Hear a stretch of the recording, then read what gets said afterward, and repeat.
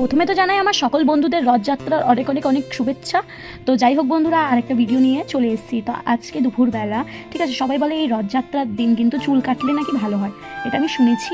তো মিনিমাম মানুষই কিন্তু এই দিনটায় চুল কেটে থাকে। তো আমিও আজকে চুলটা কেটে নেবো বলেই গেছি। তো যাই হোক বন্ধুরা, আজকে বৃষ্টি হচ্ছে সকাল থেকে, রথযাত্রা বলে কথা, বৃষ্টি হবে না এটা কি কখনো হতে পারে? তোমরা কারা কারা রথ দেখতে গেছো অবশ্যই আমাকে কমেন্ট করে জানিও বন্ধুরা। আমি কিন্তু সকাল থেকে কোথাও যাইনি বৃষ্টির কারণে। তো যাই হোক বন্ধুরা, এই দেখো, এটা আমার জেঠি আর দিদি। জেঠি এখনো স্নান করেনি, সকাল থেকে কাজ করে যাচ্ছে, তো এখন স্নান করবে, তার আগে কিছু চুল কেটে নিল।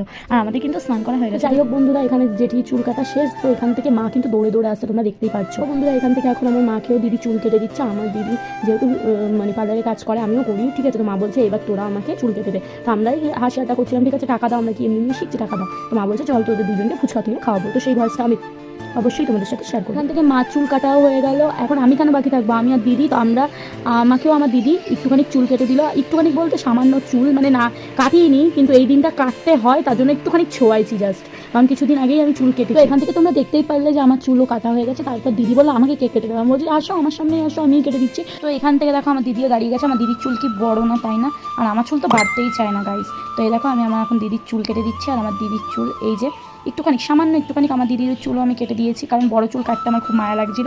তো যাই হোক বন্ধুরা, ভিডিওটা কেমন লাগলো আমাকে অবশ্যই কমেন্ট করে জানিও। আবার দেখা হবে পরের ভিডিওতে, টাটা।